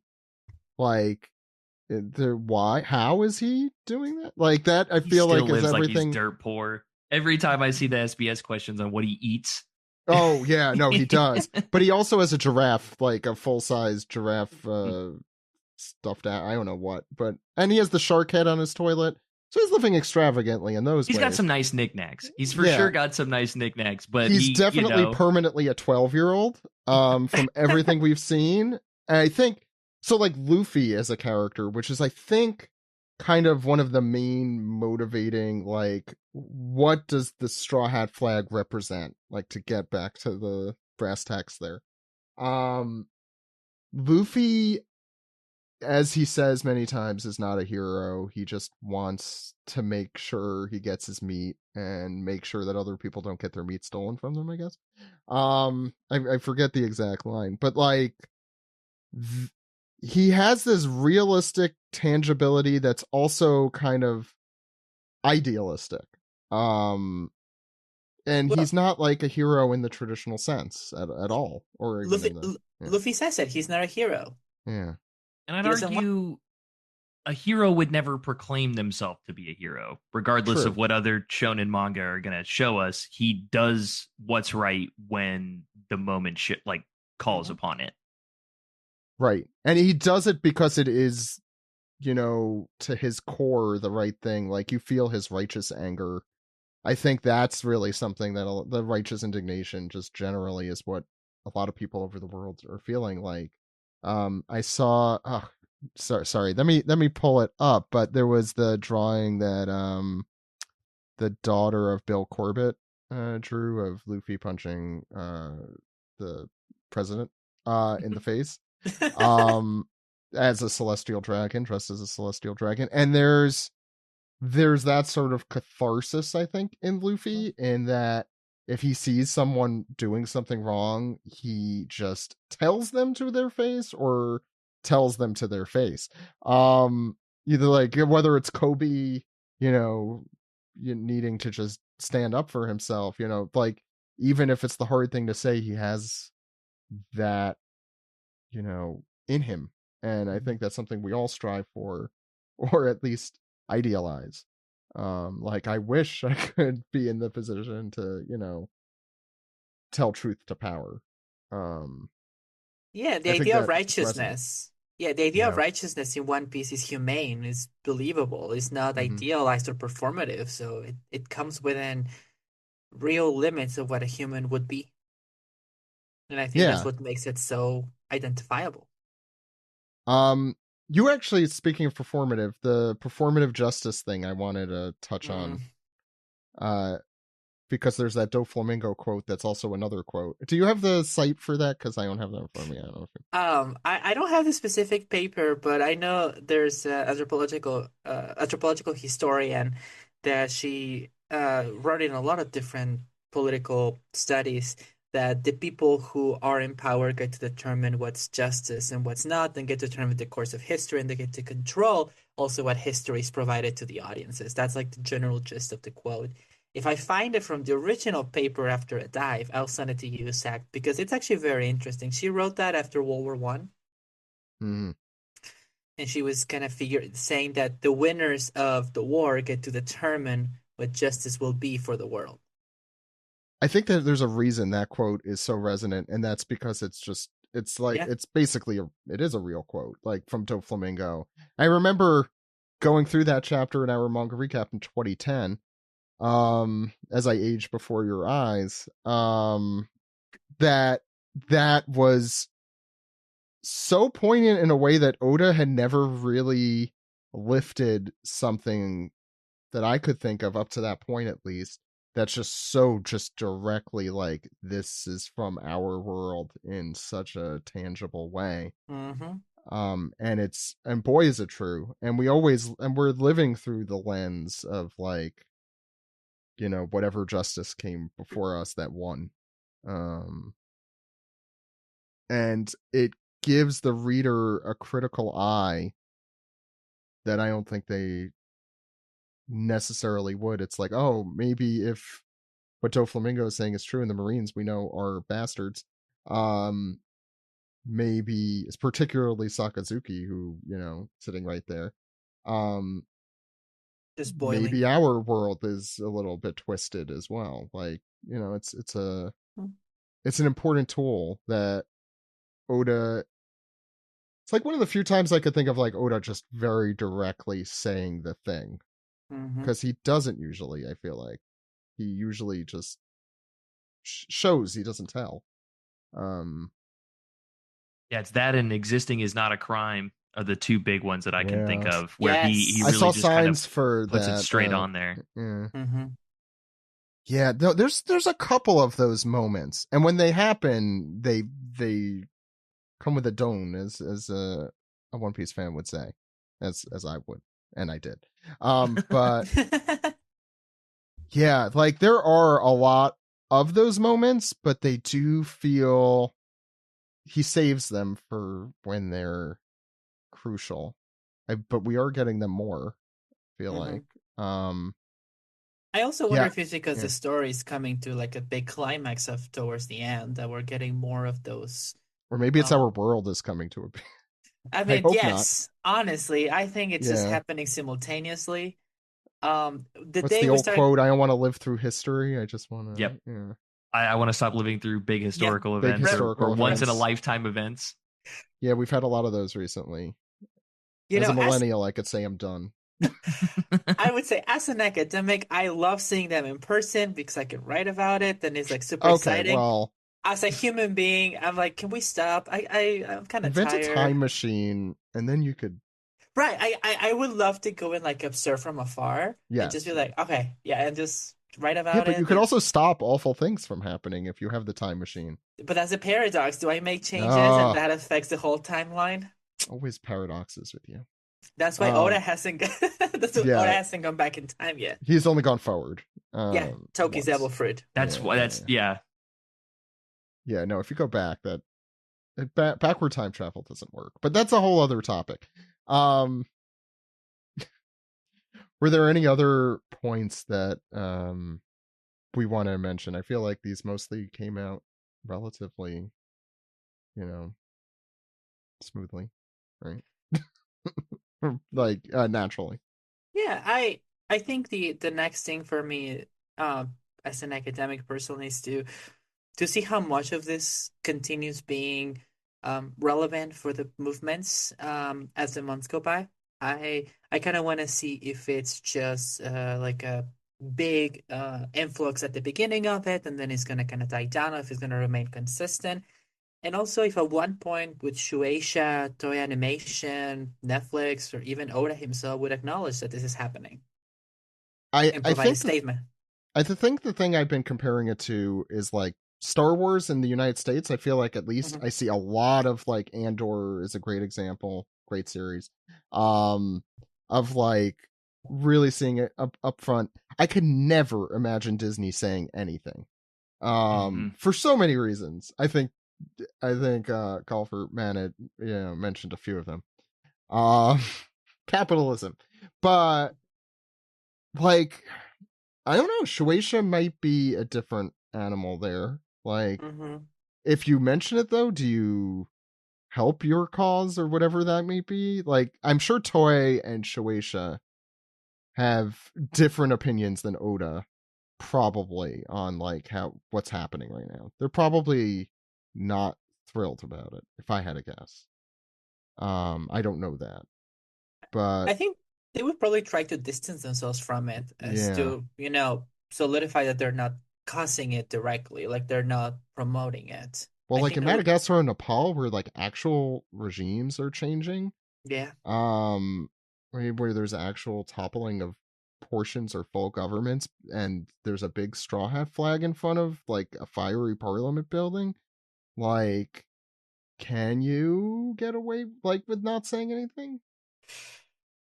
I don't know. I mean, the fandom will not, like, whether they say something or not is not going to affect fandom if they continue loving the show. I don't think, because we all know what the show is about and that the essence is being used to its rightful way. I think it's more about like what they think they should do in like optics and some kind of, I don't know, politics game for the business. But I am not an economist, so I don't really know if that would be that much of an impact for them. I would think maybe Netflix with the upcoming second season of the live action might want to say something. Yeah, Netflix. They might have more, but like, would Netflix say anything if like Disney wouldn't at the same thing? Like True. I don't know. Like, that might be one of those things. I'm just thinking as a corporation now, because they're also people, as we all know. They would say Um, something if it boosts the share price. That's like it. Mm-hmm. That's Mm-hmm. how it feels at the end they of the day. probably If wouldn't it, say that out loud, but yes, yeah, I think my hope with it is even if probably. they Shueisha was like filters out every single SBS question asking about it. If I hope there is some sense of pride for Oda when it comes to this, that there is. He always talks about when he goes and does the live action stuff, how like he sees the effect it has in Japan, but to go to even just South Africa where they're recording it, or when he snuck off to LA when they did the premiere night to see the Yeah, adoration people have for One Piece and how impactful it can be in something like changing the circumstances, the material conditions of your life.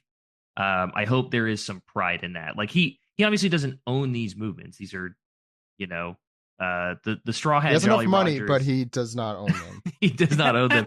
They're an effect of the movements, Mm-hmm. and One Piece can be an absolute like pinnacle of the inspiration of it. But it's not like Oda is writing out a playbook of how to topple a regime in One Piece. Then what about Um, this chapter, the playbook? Chapter. That's the next week. That's next week's chapter name. we're going to Nepal land, but I hope he has some sense of pride in knowing how resonating it is with. Mhm. I know few One Piece fans that it doesn't mean the world to them. Yeah, yeah, Well, yeah, what One Piece is solidifying itself so much more in human history than ever before.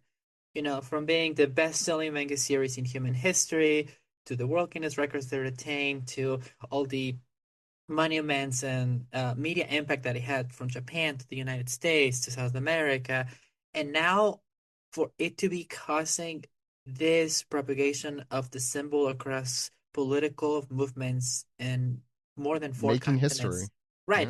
Yeah. It's I at this point I'm like 99% confident to say that I don't think any other anime manga product has come to this point of influence in a social political footprint. And Specifically in that way, yeah, I can't yeah, think of anything. To add one so more stat to it, the most pirated anime of all time. which sounds kind of fitting, actually. Yeah. Yeah, I believe that too because I even like during Game of Thrones, like being at its top, I do remember One Piece being. I don't know how you keep track of most pirated, but there you go. Yeah, I want to echo that part about Oda. Like, um, I think the way you described like revolutions and this sort of thing is like inspiring and terrifying simultaneously. I think you said something along those lines. Like, I am sure that is what Oda is probably feeling. Like, wow, this is really cool that my art has inspired people in this way. But also, there are people dying and there are things being set on fire, and all this stuff is probably like, whoa, this has gotten crazy. Like, Mhm. that it's gotten to this point. Like, I think there was a protest in Peru this past weekend where a couple people were killed. Mhm. And I think in Nepal there were casualties of everything that happened there. So like this isn't just, discourse and politics in that way. It's like real, tangible impacts happening to people. And that's it has that mixture of inspiring and terrifying that there should be a word for, and if there is, I don't have it. Um, it it's been a crazy few months. I'll say Yeah. that. Yeah, One Piece has effectively stretched out of the manga panel into a world. yeah. It's Fourth. That's done. that's what Gear 5 is. I was gonna say Well, 4, but that's not no. Gear 5. Yeah, it's that So fourth wall. it's interesting to see. It's fascinating. Historically, this has never happened before with a cultural item or an artifact of media entertainment to be able to have this much influence and grasp in social political footprints and imprints. It's unprecedented at this level. Um, and I don't know, as someone who studies One Piece in academia, um, like for her whole life, it's something that inspires me to continue researching this, to do more about it. I am actually shifting some of my academic panels that I'm going to be doing in upcoming conferences to talk about this topic instead of what I was bringing before that. And I don't know. I feel lucky to see it happen in real life. I feel sad that our world is coming to a point where there's multiple protests against governments happening simultaneously.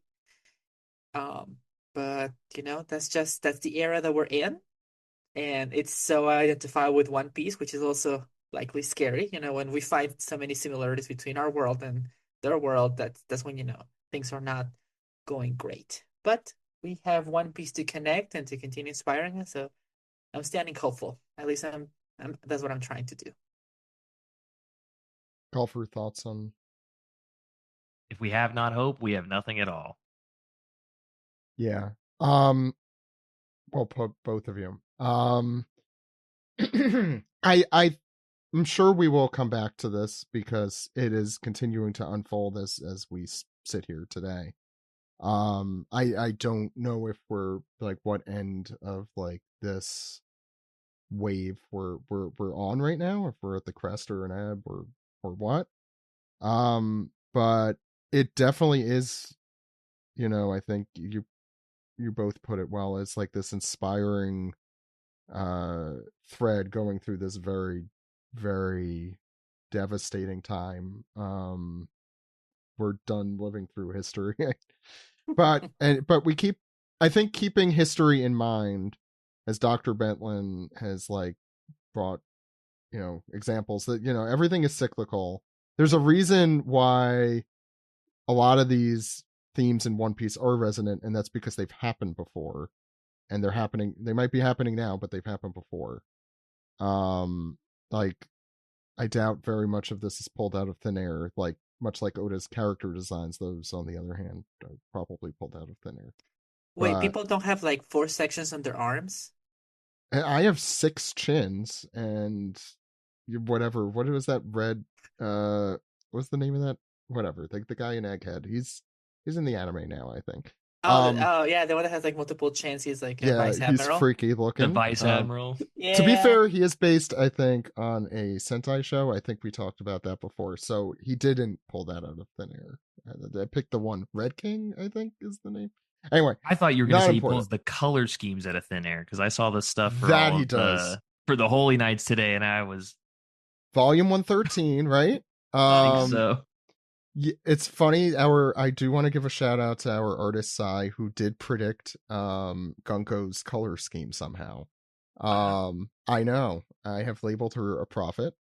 So if you have any questions about where the world is going, you could ask her. But she could only tell you the color scheme. Yes. We have other really great stuff planned in the future for this topic and similar topics. Please also listen, if you haven't, to our Fight Together podcast, which this will also be on the feed for. It's also available as a separate feed that goes through these sorts of topics one by one, and we have special guests for each of them. We talked about asexuality, we talk about transgender representation, fascism and tyranny. We did one on, which I'm curious to listen to our discussion from 2021 on that. Pride, race, all of the important themes, neurodivergence, that either are explicitly in the series or that we as readers take away from it. And well, Golfer, where could people find you? You can find me on TikTok as Golfer Gare Bear. And Dr. Bentlin, where can people find you? You can find me on social media as the One Piece Doctor, or on Blue Sky as the One Piece Doctor. So just find me there. I love your new branding, by the way. I think that's fantastic. So it actually came out of, I was at Anime New York. I was presenting on a paper on One Piece, and 2 people came to me in the audience. They're like, "Oh, you're the One Piece Doctor." And I was like, "Yeah, that sounds nice. Let me make That's sure how no I've one's." been when I was like, "Oh, Yeah. this is who we're going to talk to," or like when I'm telling my wife, "Oh, yeah, we know a One Piece doctor," and Yeah. they're legitimately a doctor in One Piece. Yeah, exactly. My dissertation in grad school was specifically on One Piece. All of my papers, like dating all the way back to 2014, have been an academic takes on One Piece. So, if anything, I've really just researched One Piece. I don't know if I'm good at other areas of anthropology, but we're not gonna go Or into anime. that. Right. I think I might just be. You're wearing a kinda... Sailor Moon shirt today, so I would hope at least. Oh my God! Yeah, don't tell people. I should have worn a One Piece one. No, it's okay. You're fine. I'm not wearing anything on my shirt, and that's really the worst thing of all. I've got all the One Piece we need. I've got One Piece socks and a One Piece shirt on. So okay, there we go. Got us all covered. That's why we got Golfer coming in clutch. Yeah, thank you so much, Golfer, too, for coming on. For just like amazing insight as usual. Yeah, you can find us at onepiecepodcast.com or support us and our apparent journalism at patreon.com/onepiecepodcast. If you like this, please let us know. And if you want to see more like this, please also let us know. I think also, Dr. Bentlin, the other thing I was going to say, I completely forgot, is that you're going to inspire a whole generation of competitors of yours now, or I guess colleagues of One Piece doctors. It has happened already. There's people that are doing their masters in any kind of humanities aspect that are reaching out for quotes of papers of mine in One Piece, and I'm like, I am so proud. Also, I please let's do collaborations. I don't want to be like taken down off No, the yeah, road. yeah, yeah.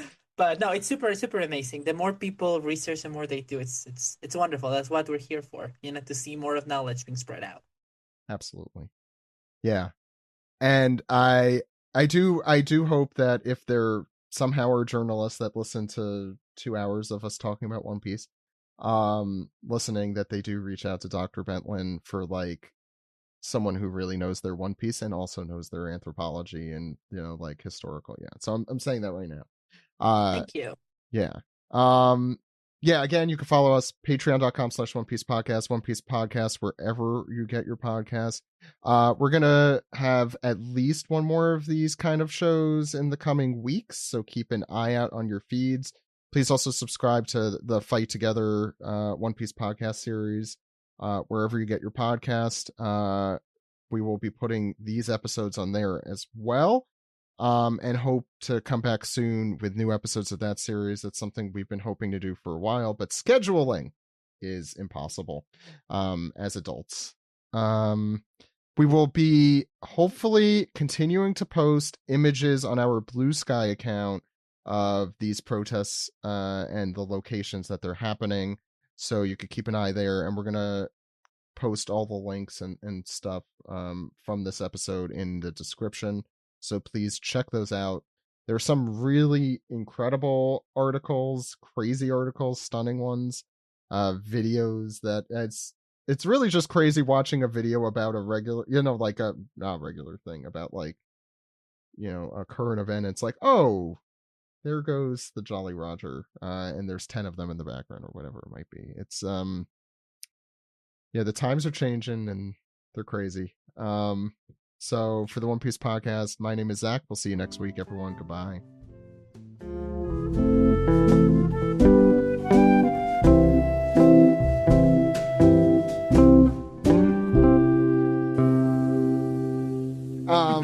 Oh, actually, so before we go, we did get one comment that I did want to read because it was cool and it kind of mirrored. From Straw Hat Rigby. Delaney, you could add this at the end if you want. Hey, OPP, really glad you're doing an episode like this. During all of the No Kings protests this weekend, my friends from around the country just kept sending me pictures every time they saw the Straw Hat flag, which was many times. It really made me emotional in a way that's hard to describe to people who are not fans of One Piece. I have always tried to tell people that what I love most about One Piece is how meaningful it is and how deeply its themes resonate with me. I think seeing so many places around the country and world adopt the flag for their in real life causes is what makes that more apparent to my friends and family now. Than just me being super obsessed with a manga or anime. Hope everyone is safe and has a great week. Fuck ice. Delaney, you could end on that if you want. Great way to sign off.